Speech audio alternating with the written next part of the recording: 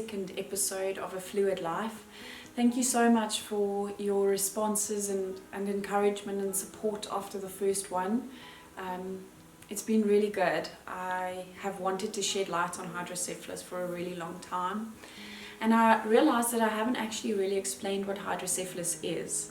So just very briefly, hydrocephalus is a buildup of cerebrospinal fluid in the ventricles of the brain, and there's various causes and reasons for that. Lingers is congenital hydrocephalus. Even though it was never picked up in utero and didn't seem to be present then, she does have congenital hydrocephalus. And essentially what it means is that the ventricles in the center of the brain gets enlarged, and it pushes the brain out against the skull. And that's just like really kind of simplified explanation of what it is. So they get really severe headaches, they can get brain damage, nausea, off balance, mood changes. There's a lot that goes with it. But just in a nutshell, to let you know what hydrocephalus is, and that the only treatment for it is surgery, brain surgery. So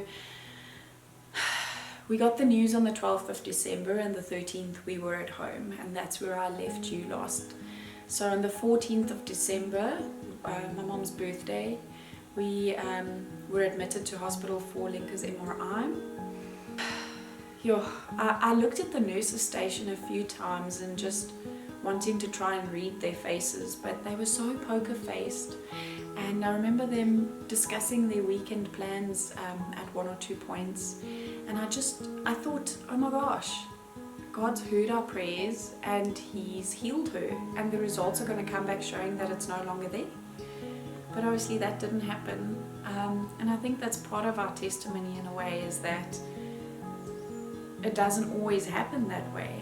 Yes, miracles do happen, but for us, healing linger of hydrocephalus wasn't part of our journey then. And obviously her diagnosis was confirmed. Our pediatrician came and told us, and then shortly after that our neurosurgeon arrived, and he walked in with torn jeans and a white t-shirt. I'll never forget it. And I remember looking at this man and saying to the nurse, like, that's not our neurosurgeon, is it? And she said, yeah, that's your neurosurgeon. And I can tell you, he was a godsend, because he was so down to earth, no ego about himself at all, spoke to us on such a human to human level, emotionally in tune with us, and spent a good hour with us talking about hydrocephalus and the surgery, and explaining everything in as much detail as he could.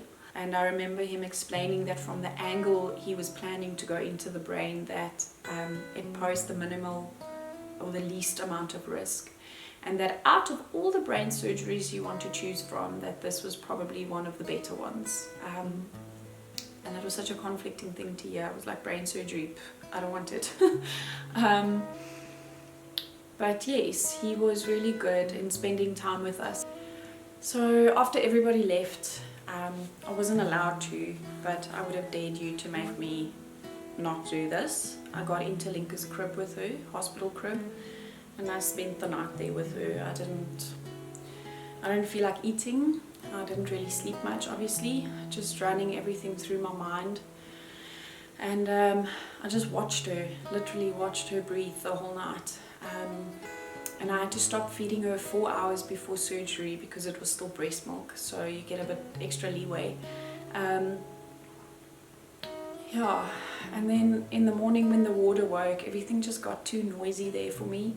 So I went into the room next door, which was empty and quite dark, and I just spent time there with her, singing to her and holding her and praying like I have never prayed before. Your darkness will be rewritten into a work of fiction, you'll see. As you pull on every ribbon, you'll find every secret it keeps. And the sound of the branches breaking under your feet The smell of the falling and burning of leaves, the bitterness of winter and the sweetness of spring. You are an artist and your heart is your masterpiece. And I'll keep it safe.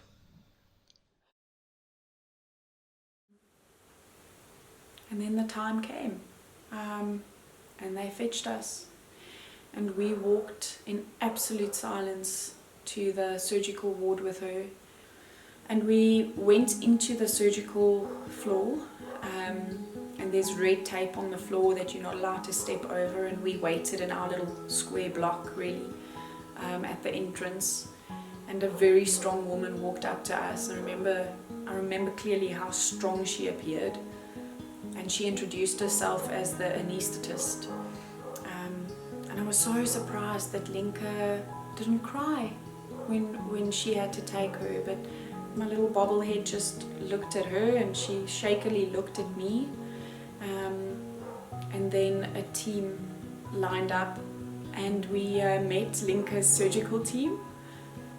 We met the head nurse, and it was explained to us that our neurosurgeon, the anaesthetist and the head nurse would be the only ones in the room busy with the surgery, because the risk for infection is so high in this procedure, and with shunt placement. So, and then we met a whole other team that would be waiting outside the room on standby in case they were needed,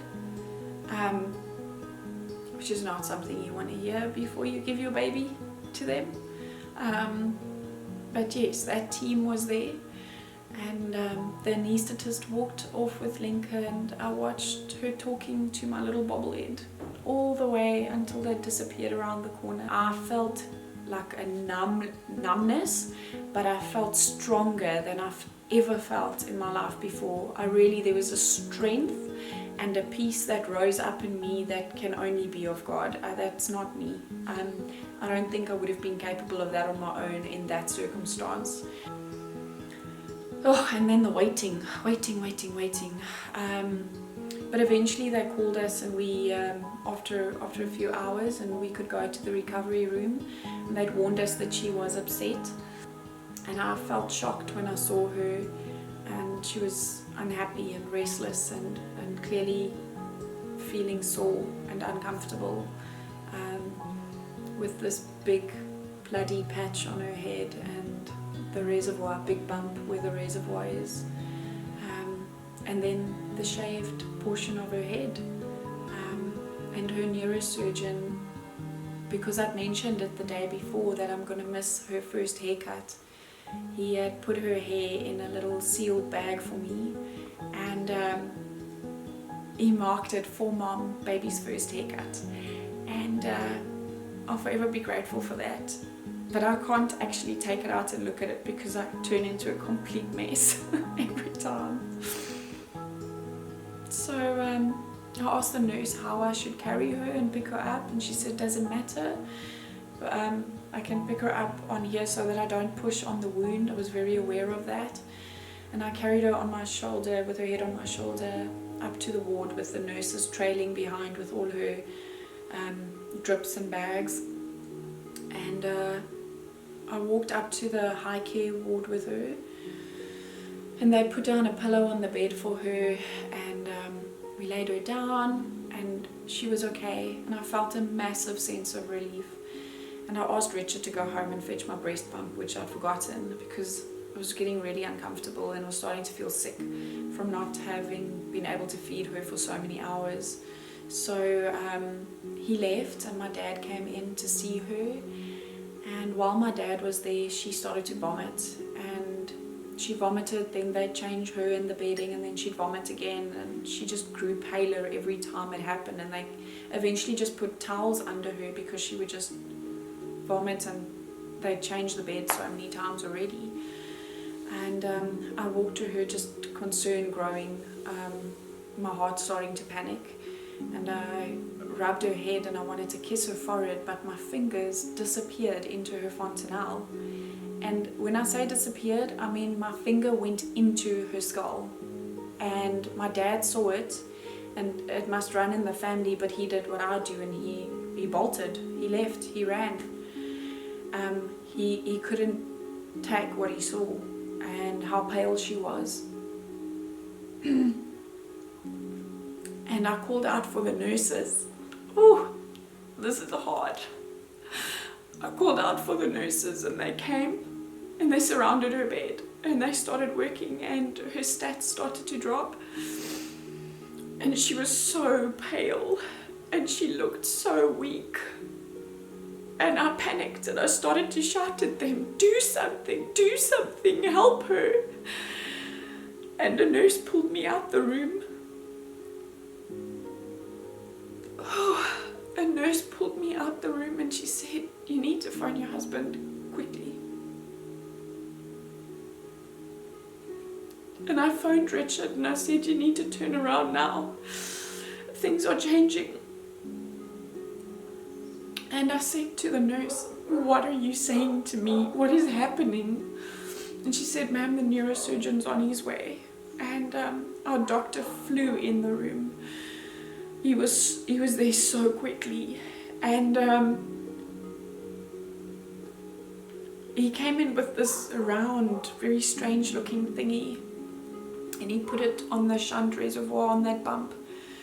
And he did some stuff there, and then he immediately removed the pillow from under her head, and he said to me, explained to me what had happened, and that they were never supposed to let me pick her up like that, and they were never supposed to put a pillow under her because it had caused over drainage, and her body didn't have enough time to adapt to the new drain of the cerebrospinal fluid, so it started to drain too quickly, and she was actually supposed to be flat for a couple of days, 2 or 3 days, and over drainage is also very dangerous. So essentially the ventricles then collapse in on themselves, and the veins start to pull away from the skull, and essentially they hemorrhage. I think it's called a subdural hematoma that can happen as a result of overdrainage. So I'm very, very aware of how bad that situation could have been, and I have never gotten over that moment. I have not dealt with that at all. So after Linka started to stabilize, we spent the night in high care. And so I climbed in the crib with her and just lay with her and comforted her, and she started to improve. And they send you home the next day because the risk of infection is so high, was what the explanation to us was. Although I can't say that it makes 100% sense to me, but we were sent home the next day already to contain the risk of infection. And all I thought was, oh my word, there's so many more germs at home, I'm sure. But yeah, I think that's where my germophobia, my germ freak in me came out then. But yes, that was our surgery. And we just came home with really grateful hearts and spent the next 2 weeks at home with her, obsessing over every little thing, feeling scared to death that something was going to go wrong. That first 2 weeks is the highest risk of infection, then it goes to 6 months, then you go to the next year, and then 2 years. And within, well, not infection per se, but the risk of shunt failure is the highest in the first 2 years after surgery, and 50% of shunts fail within those first 2 years. So the stats for it is not great. I remember reading initially that it was the highest malfunctioning medical device that existed. Yeah, and our 2-week follow-up after surgery was good, and we were allowed to start moving outside of our house, and we just savored time with the kids. We really just savored every moment and was very aware of this second chance we'd been given, and I still feel really grateful. And I'll share the other side issues that have come along with hydro and the concerns, and honestly, parents of hydrocephalus children and this process should get more support because it's traumatizing, and I have developed a lot of fears and anxiety since, And every time they get gastro or nauseous because of something, your spidey senses perk up and you go, is this a shunt? Is this a shunt failing? And you start to obsess, and it's a journey. I hope that this encouraged you in some way. I think it was just an emotional mess. But again, thank you for the support, and I hope this helps you on your journey and preparing or dealing with what you need to go through.